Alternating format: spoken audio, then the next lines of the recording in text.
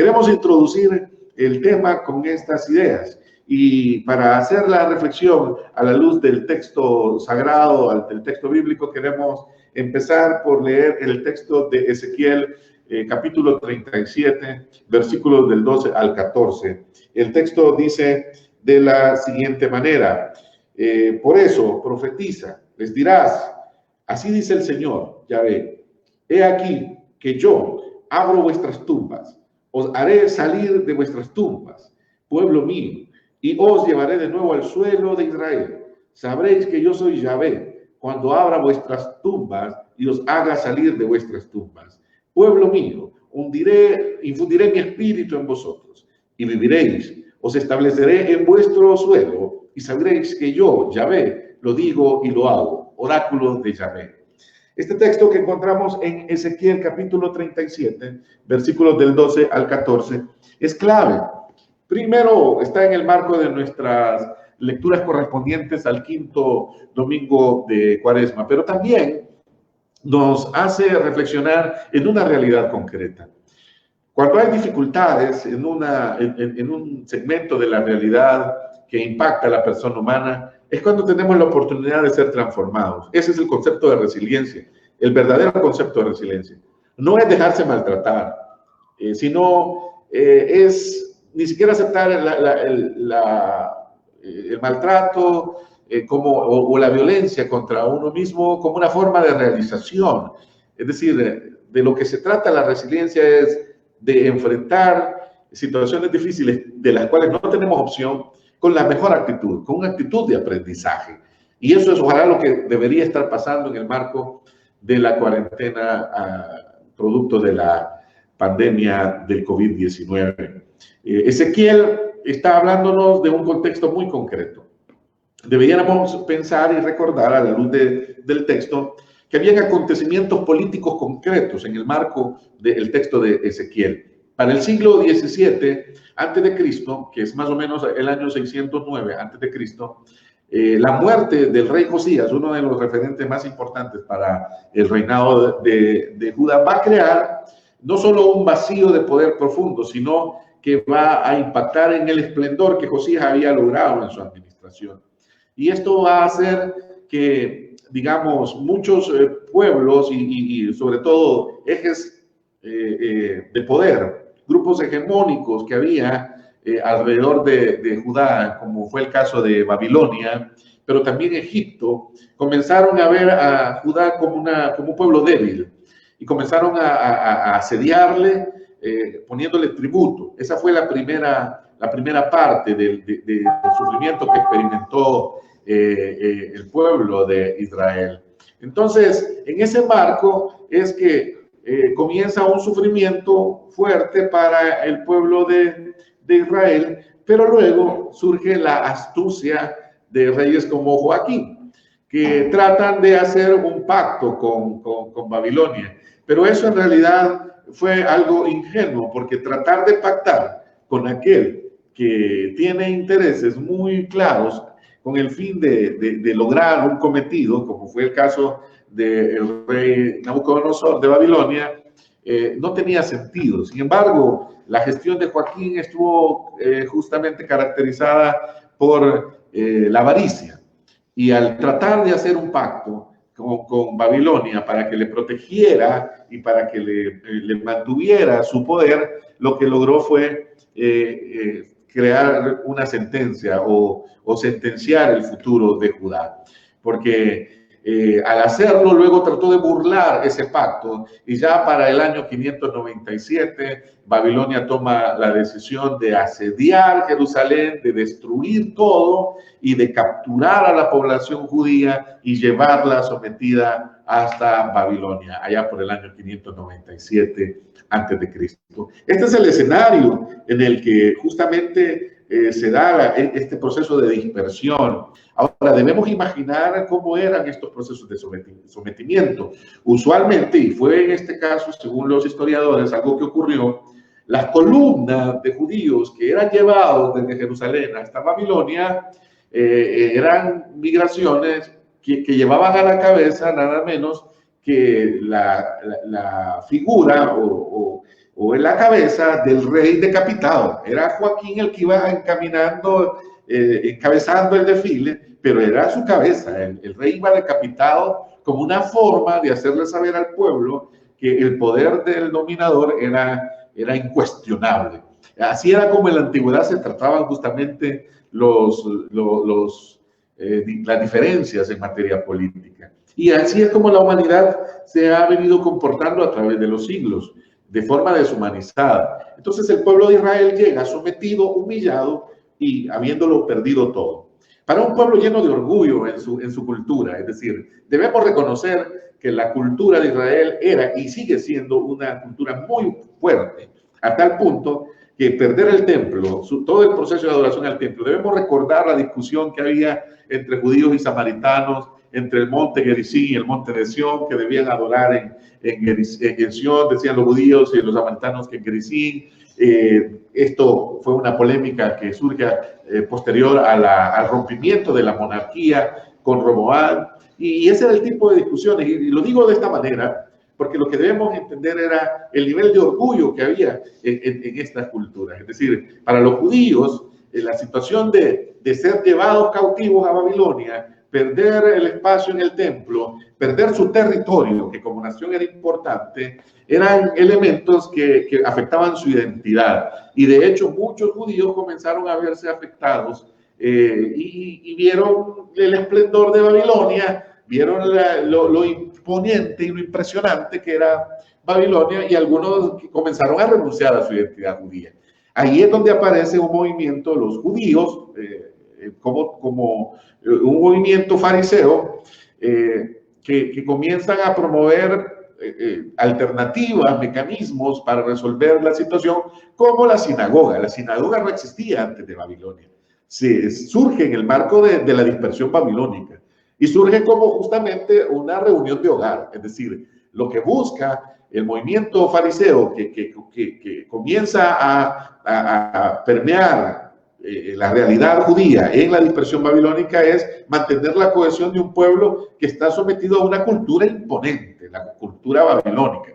Y entonces en ese marco toman esas decisiones, pero también retoman el pacto de la circuncisión como una manera de identificarse de forma prácticamente clandestina, en medio de una cultura que tampoco les permitía su identificación tan abierta. Entonces, de esa manera, los fariseos, los fariseos, lograron mantener la identidad hasta que son liberados de la dispersión más o menos 70 años después. Entonces, es en ese marco que aparece justamente la profecía de Ezequiel. ¿Quién era Ezequiel? Bueno, era un joven, vamos a decirlo así, que surge es un profeta en el exilio. Es decir, él nace y crece en el exilio.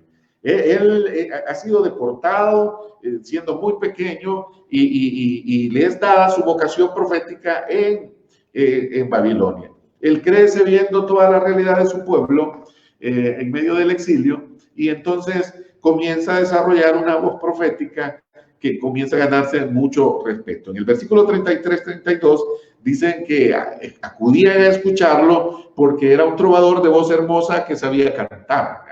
Era la impresión que causaba justamente Ezequiel.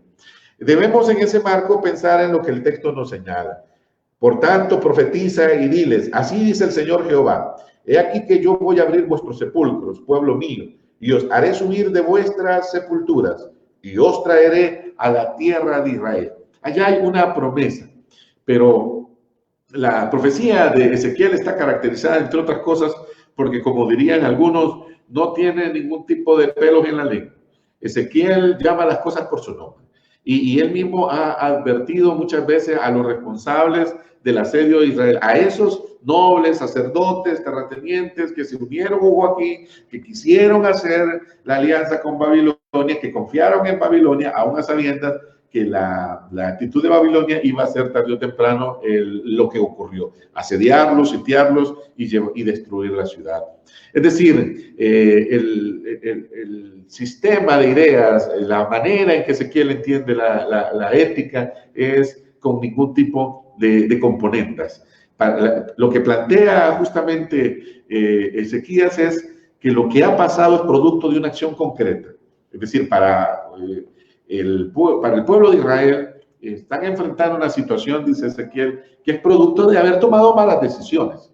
Es decir, la situación se agrava porque las decisiones de organización de Israel han permitido, es decir, las decisiones que tomaron el rey Joaquín, pero también los nobles alrededor de él.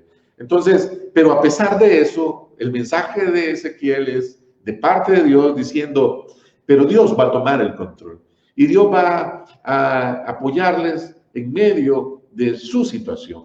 Y por eso es que les da esta promesa. Mire qué mensaje más importante. Lo que está insistiendo, por ejemplo, en el capítulo 36, insiste en esa promesa: derramaré sobre vosotros un agua pura que os purificará. Os daré un corazón nuevo y os infundiré un espíritu nuevo. Arrancaré de vuestra carne el corazón de piedra y os daré un corazón de carne. En los versículos 25 al 28 del capítulo 36. Entonces, surge la imagen hermosa de la promesa de cómo Dios va a hacer esa obra. Y pondré mi espíritu en vosotros, viviré y os instalaré en vuestra tierra. Por un lado, el espíritu del profeta es animar al pueblo que está en condición de huesos secos. Es decir, la figura como tal que usa Ezequiel es grave. Es decir, no hay nada más dramático que el hueso totalmente seco. Es decir, ya no hay ningún tipo de vida en él.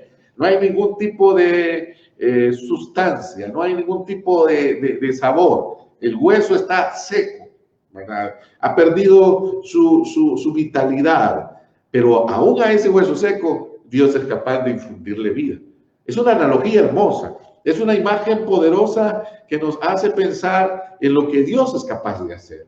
Es decir, lo que plantea en esencia el texto de Ezequiel es que se puede salir de la tumba. Es decir, la imagen de la calamidad que estaba instalada en Israel era algo que justamente Dios era el único capaz de resolverlo. Un pueblo en exilio está al amparo de la voz del profeta, pero ese profeta que habla de parte de Dios infunde la esperanza al pueblo con una hermosa analogía. Es Dios el que va a dar vida a los huesos secos. A esos huesos sin ningún tipo de sentido, es Dios el que va a entrar en escena para darles todo el sentido. Vayamos a la epístola de Romanos, que es el otro texto que nos corresponde meditar en esta fecha del calendario litúrgico. Y ahí llegamos a Romanos capítulo 8. En Romanos capítulo 8 tenemos los versículos del 8 al 11. Dice el texto: y los que viven según la carne no pueden agradar a Dios, mas vosotros no vivís según la carne, sino según el Espíritu, si es que el Espíritu de Dios mora en vosotros. Y si alguno no tiene el Espíritu de Cristo, el tal no es de él. Pero si Cristo está en vosotros, el cuerpo en verdad está muerto a causa del pecado, mas el Espíritu vive a causa de la justicia. Y si el Espíritu de aquel que levantó de los muertos a Jesús habita en vosotros, el que levantó de los muertos a Cristo Jesús vivificará también vuestros cuerpos mortales por medio de su Espíritu que habita en vosotros. Y allí tenemos entonces una figura poderosa que por un lado retoma la analogía de Ezequiel y la pone en el marco de una reflexión muy concreta acerca del papel de Jesús como el dador de vida. Tenemos que reconocer que, por un lado, este es un texto que en su análisis fue bastante controversial durante la disputa protestante de los siglos XVI en adelante. Es decir, Lutero y otros reformadores, a la luz de los textos de Romanos, en particular de Romanos 7, Romanos 8, comenzaron todo este debate acerca de las obras, de la fe, pero también acerca de la forma de alcanzar salvación, de cómo se alcanza la salvación. La salvación es por gracia y no por obras, y esto ha sido una polémica que ha sostenido una continua confrontación entre protestantes y católicos, pero lo cierto es que el texto nos plantea tres realidades concretas a la luz de su análisis teológico sistemático. Por un lado, se nos plantea con toda claridad el tema de la justicia. No olvidemos, y esto lo hemos dicho, que al referirse a los romanos, es decir, al tener como destinatario la población romana, estamos hablando de una serie de categorías que para el pueblo romano o para quienes formaban parte de la cosmovisión greco-romana, más que solo romana, temas como la justicia, que eran conceptos bastante complejos para la época, había que consolidarlos desde una perspectiva, en este caso, de Dios. Es decir, lo que está haciendo, en este caso el autor de Romanos, es agarrar una categoría que entiende muy bien el pueblo romano, como es la categoría de justicia. Lo he dicho en estudios anteriores, debemos entender que para los romanos, que nos heredaron el derecho romano, que ha permeado el mundo occidental, y así como heredaron instituciones políticas como la República, entonces estos conceptos les eran muy familiares. Al autor de Romanos le parece bien utilizar estas categorías para referirse a la relación de Dios con su pueblo. Y el mensaje en este caso tiene un desarrollo propio de un autor de la talla de Pablo, que conoce muy bien las instituciones romanas. Él mismo tiene la nacionalidad romana como tal, y por lo tanto él sabe cómo comunicarlo. Y lo que dice, si bien por un lado retoma la analogía de Ezequiel hablando de la vivificación, fíjense bien, así como Ezequiel en el Antiguo Testamento está usando la imagen de la vivificación de los huesos secos, es decir, algo sin vida puede ser dado a la vitalidad por medio de, en este caso, la intervención de Dios, pero también de esa misma manera, en este caso se hace a través de como un acto de justicia, que agrega el autor en un nuevo contexto para un destinatario distinto, un nuevo componente. Ya no es solo el acto de la vivificación, ahora también hay un por qué hacerlo, y la forma de hacerlo o el por qué hacerlo tiene que ver con la justicia. Yo quiero, por favor, que le ponga atención a la manera en que lo plantea el autor. Dice, vosotros no vivís según la carne, sino que según el Espíritu, si es que el Espíritu de Dios mora en vosotros, y si alguno no tiene el Espíritu de Cristo, no es de él. Es decir, de lo que está planteando, básicamente el autor es de un elemento identitario en el cual yo actúo por convicción, y esto es importante en el marco de una fe a veces evangélica que todavía utiliza imágenes fetiches, ¿verdad? Que todavía se aferra a fetichismos basados en prácticas como estampitas o misticismo de la hora en que se debe orar, o las palabras que se deben decir, o si se levantan las manos o no. Lo que nos está planteando el texto es un acto de profunda voluntad y convicción. Si soy de Cristo, es porque tengo el espíritu de Él. Y es porque la misma palabra dice que es el Espíritu Santo el que convence de pecado. O sea, no es una acción meramente humana, es un acto de elección de Dios. Es Dios el que produce en nosotros tanto el hacer como el querer por su buena voluntad. Por tanto, si Cristo está en vosotros, el cuerpo en verdad está muerto a causa del pecado, mas el Espíritu vive a causa de la justicia. Entonces entra el elemento de la justicia, y con él Pablo resuelve, en este caso a la luz del texto, si el espíritu de aquel que levantó de los muertos a Jesús, es decir, ese mismo que viene levantando y dando vida desde el principio. En el principio era el verbo, y el verbo era Dios, y el verbo era con Dios, la recreación de Juan 1. Y en el principio, Génesis 1 dice, la tierra estaba desordenada, vacía, y ahí comenzó todo el acto creativo de creación. Entonces, ese espíritu que levantó de los muertos a Jesús y que está en vosotros, ese que lo levantó va a vivificar también vuestros cuerpos mortales por medio de su espíritu que habita en nosotros. ¿Por qué? Por un acto de justicia, porque Dios decide hacerlo, y porque aunque no lo merezcamos, es en base a su misericordia. Ahora, no significa eso un acto de impunidad, no es lo mismo impunidad que justicia. Es decir, cuando nosotros reconocemos, quiero dejar eso bien claro, la justicia tiene que ver con que reconocemos nuestra condición de pecado. Y al reconocer nuestra condición de pecado, también tomamos la decisión de dejar atrás el pecado y caminar hacia Dios. Ese acto de justicia, de caminar hacia Dios, al reconocer y por medio del arrepentimiento que nos hemos apartado de Dios, es lo que nos lleva a recibir la justicia que viene de Dios. Por eso es la justicia que viene de Dios la única capaz de justificar. Y por eso es el Espíritu de Dios el que levanta con poder aún a los muertos. Y es la resurrección, el efecto es la resurrección. Es decir, si tuviéramos que plantearnos un esquema sin tratar de hacerlo aritmético esto, la resurrección es una realidad en la comprensión de la fe cristiana y eso debe animar nuestra fe en momentos como estos, en donde hay un sentimiento de muerte, hay un miedo a la muerte, hay un temor, una angustia porque podemos morir. La realidad de la muerte ha estado presente siempre.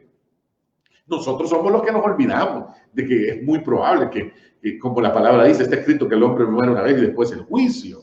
Pero la realidad de la muerte es algo que ha convivido con nosotros a lo largo de los siglos. Yo quiero entonces pasar al texto del Evangelio esta mañana. Y ahí tenemos una historia maravillosa según el calendario litúrgico. Y voy a hacer un análisis breve, pero tratando de no ser tan superficial, del texto de Juan. Y ahí encontramos una figura muy bonita. Y es justamente el texto en el que Lázaro muere, ¿verdad? Dice el texto, estaba entonces enfermo uno llamado Lázaro de Betania, la aldea de María y de Marta, su hermana. María, cuyo hermano Lázaro estaba enfermo, fue la que ungió al Señor con perfume y le empujó los pies con sus cabellos. Le enjugó los pies con sus cabellos. Enviaron pues las hermanas para decir a Jesús: Señor, mira, el que amas está enfermo. Oyendo lo que Jesús dijo, esta enfermedad no es para muerte, sino para la gloria de Dios, para que el Hijo de Dios sea glorificado por medio de ella. Y amaba a Jesús a Marta, a su hermano y a Lázaro. Ahí vamos a encontrar elementos que se vuelven muy importantes. Solo quiero señalar que a diferencia de los evangelios sinópticos, en el caso de Juan, el evangelio se separa un poco porque para Juan parece más importante situar el lugar que ocupa Jesús en el esquema de las cosas ocurridas. Es decir, parece que si, como afirman los evangelistas o los especialistas en el análisis de los evangelios, y una teoría nos plantea que fue Marcos el evangelio fuente, el documento Q, de la palabra jueves, de alemana. Entonces, de ahí toman base los de Mateo, Lucas, para estructurar sus historias. El caso de Juan estaría fuera de esa lógica, porque lo que se busca o lo que Juan decide es no situarse en la cronología de los hechos, sino pensar en quién es Jesús en el marco de todo lo que había pasado y cuál era el lugar en medio de todo eso. Es decir, por eso ya dijimos, Juan arranca con la recreación. En el principio era el verbo, en argénico logos, es decir, en el principio estaba la palabra, y la palabra era Dios, esa palabra creadora, y luego va hasta la redención, y también Juan plantea elementos más allá. El Mesías entonces no es otro que el eterno Hijo de Dios. Ese es el mensaje en esencia de Juan, del Evangelio de Juan, si tuviéramos que resumirlo, que las buenas nuevas en la historia humana. Y al decir eso, también debemos situar el contexto en el que ocurre el pasaje. Estamos hablando de que Juan 11 es parte y es el cierre de un bloque de porciones en el Evangelio en donde se da a conocer el ministerio público de Jesús. Hay señales, hay discursos, se ha dado la conversión del agua en vino, se ha dado la purificación del templo, hay la entrevista con Nicodemo, hay un ministerio ahí paralelo entre el primo de Jesús, que es Juan el Bautista, hay un viaje hacia Samaria, por ahí aparece el discurso con la mujer samaritana, se sana al hijo de un oficial, hay un viaje a Jerusalén para la fiesta anual. Ahí estamos recorriendo un poco los principales hechos en los que Juan pone atención para plantearnos quién es Jesús. Está la fiesta de los tabernáculos y cómo Jesús se desempeña ahí. Jesús también sana a un ciego de nacimiento, la parábola del buen pastor, el debate sobre la fiesta de dedicación, el ministerio en Perea, y en ese marco llega a este pasaje acerca de la muerte de Lázaro. Ahora, ¿por qué es importante esta porción? quiero situar tres cosas esta mañana concretas. La primera es que hay un símbolo importante. Si lo vemos de esta manera, Jesús enfrenta la muerte de forma directa. Y la enfrenta en el sentido de que, si bien el texto de Ezequiel habla de la vivificación, Romanos más adelante se va a hablar, pero el hecho, en el caso de la resurrección de Lázaro, plantea una acción concreta en donde Jesús va a enfrentar a la muerte con la finalidad de vencerla para poder resucitar a Lázaro. Es decir, esa analogía es poderosa, porque ese enfrentamiento luego lo va a requerir el mismo Jesús en su resurrección. Es decir, Jesús enfrenta la muerte y eso lo que representa es la primera victoria de Cristo sobre la muerte. Es decir, Jesús plantea el hecho con una sobriedad, con una serenidad envidiable. Es decir, Jesús, de forma casi hasta un poco insensible, aunque el texto no aclara que amaba a los tres miembros de la familia, a Lázaro, a María, a Marta, pero cuando es notificado de la muerte, Jesús de inmediato dice, no se preocupen, esa muerte no es para que el Hijo de Dios sea glorificado. Pareciera una cierta insensibilidad de parte de Jesús, pero parece que Jesús tiene una profunda convicción de su poder. Él es el Hijo de Dios, Él tiene autoridad sobre la muerte, la autoridad que viene desde la antigüedad, la seguridad, la autoridad que viene desde justamente el poder que le ha sido dado por el Padre. Ahora, Lázaro evoca a Israel. Hay una clara evocación de Lázaro hacia el Israel que ha sido vivificado en el Antiguo Testamento. Es Israel que enfrentó cualquier cantidad de calamidades, pero que tiene a su favor, según el imaginario bíblico, el favor de Dios, que tiene a Dios como respaldo, que tiene a Dios como esperanza. Eso es lo que hace la diferencia. Y lo que está pasando en Lázaro podríamos decir, una analogía de lo que pasó muchas veces con Israel. Israel fue dominado muchas veces, fue sometido muchas veces, podríamos decir, fue enterrado, fue llevado a la tumba y de la tumba misma fue sacado por Dios. En este caso, Lázaro tiene una representación muy relevante acerca de la realidad de la muerte. La humanidad, representada también en Lázaro, está en condición de muerte. Como ya dijimos, está escrito que el hombre muere una vez y después el juicio. Pero finalmente, una de las categorías fundamentales de la fe cristiana es que Dios salva. La salvación tiene muchas implicaciones. La shalom judía no se remite a un concepto religioso. La shalom tiene que ver con una paz integral. Tiene que ver con sanidad, tiene que ver con justicia, tiene que ver con verdad. Por eso, frente a los milagros que Jesús había hecho, Jesús no solo decía, tu fe te ha sanado, Jesús también decía, tu fe te ha salvado, y eso provocaba a los religiosos de su época. Dios salva porque Dios tenía un proyecto de salvación. La salvación es un proyecto completo. La salvación no es un acto religioso, sino que es un proyecto en medio de un mundo en el que prevalece la muerte y el dolor. Y justamente el milagro ocurre de esa manera. Cuando vemos la manera en que ocurre, versículo 38, Jesús, profundamente conmovido otra vez, vino al sepulcro, era una cueva, y tenía una piedra puesta encima.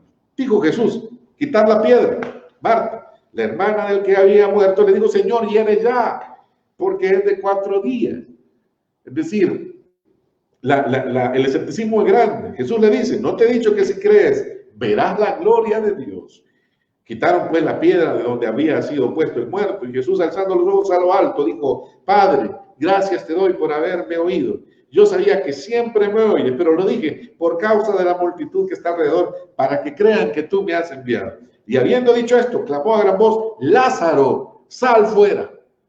Y lo que está diciendo Jesús está revestido de una tremenda autoridad.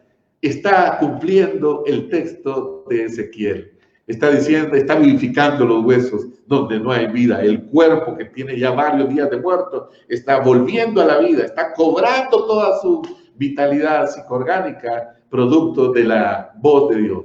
Esa voz que es capaz de crear y recrear todas las cosas. Ese poder creador de Génesis 1, recreador de Juan 1, es también el poder que está hablándole a Lázaro. Y el que había muerto salió atadas las manos y los pies con vendas y el rostro envuelto en un sudario. Jesús les dijo, desatadle y dejadle ir. Hermanos y hermanas, en el mundo en esta hora hay mucha gente orando por milagros. Queremos milagros, pero yo me pregunto, ¿qué tipo de milagros queremos? Milagros que no impliquen un compromiso de parte nuestra. Los gobernantes están clamando por milagros. Un milagro que detenga el COVID. Una vacuna, y quizás por eso es tan difícil encontrarla. Por eso es tan desafiante los procesos. No nos alegramos para nada en la situación. Estamos, como seres humanos, como creyentes, impactados. La muerte del pastor Saúl Díaz en Cuba es algo que nos impacta porque nos hace recordar que un pueblo como Cuba, que ha enviado muchos médicos al mundo, ahora también está enfrentando su propia realidad. Es decir, hermanos y hermanas, estamos en una condición de muerte. Estamos en un mundo de muerte. Pero ya lo dije al introducir el tema. Este mundo ha enfrentado calamidades a lo largo de su historia. Este mundo enfrentó 2 guerras mundiales. Este mundo enfrentó barbaridades como la colonización. Las pestes que vinieron a América con los colonizadores mataron muchas personas de los pueblos originarios, grandes mayorías, grandes multitudes. Es decir, no estoy diciendo con eso que esto no tenga la importancia, la tiene sobre todo a la luz de la historia, porque debiéramos haber aprendido de todas esas calamidades como seres humanos. Debiéramos estar listos para enfrentar problemas que son inevitables. Algunos le llamarían a eso gestión del riesgo. Para eso sirve la gestión del conocimiento, para reconocer el nivel de riesgo y para diseñar planes para enfrentarlo. El asunto es que no nos gusta hablar de los problemas, porque el hedonismo de la sociedad consumista nos ha hecho que hablemos solo de cosas divertidas, que vivamos para divertirnos, que vivamos para estimular lo hedonista.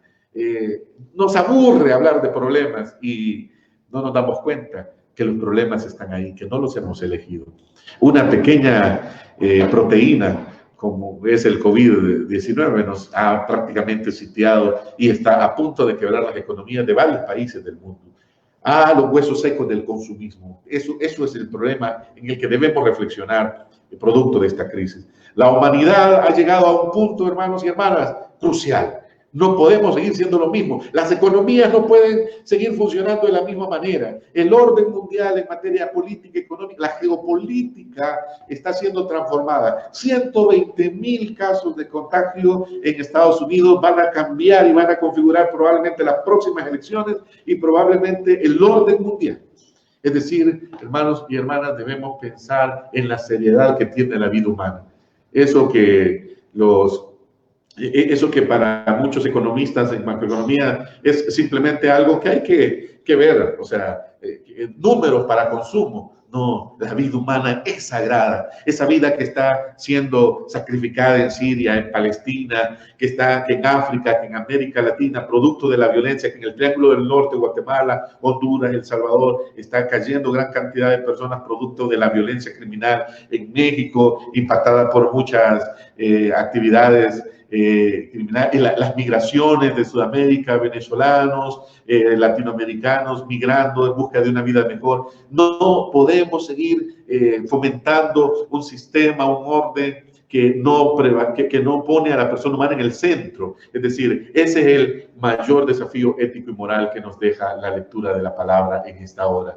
Y es que somos justificados por la fe, pero no es una fe, es una fe sencilla, como decía el canto, pero no una fe simple. Es distinto ser sencillo a ser simple. Es decir, lo que Pablo plantea justamente el valor de la salvación en el marco de todo lo que Dios tuvo que hacer. Dios no quiere destruir al mundo, dejémoslo claro.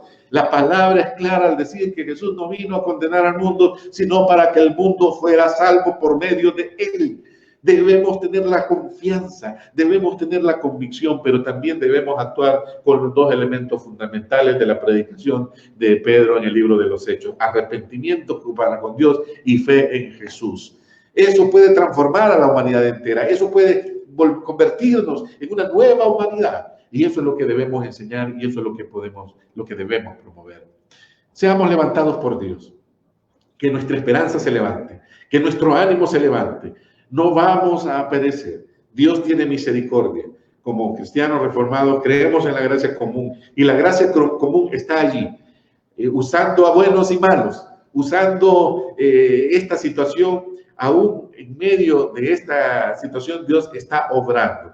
Y prueba de eso es que las cifras de violencia y de homicidios han disminuido sustancialmente. Es increíble, es increíble. Y eso es solo una muestra de la gracia común que Dios tiene, que aún es capaz de tocar corazones tan insensibles para que ese plan de Él vaya desarrollándose. Dios levantará un pueblo débil, quizás en huesos, quizás todavía no secos, pero casi secos, ¿verdad? Secos por el egoísmo, secos por la avaricia, secos por la corrupción. Pero esos huesos secos y débiles, Dios los va a levantar, y del miedo, y a ese pueblo temeroso lo va a habilitar para grandes proezas. Hermanos y hermanas, ojalá cuando esto pase y cuando todo termine, seamos capaces de dar la gloria a Dios y salir de esto como una nueva humanidad, capaces de realmente darle la gloria a Dios porque Él la merece.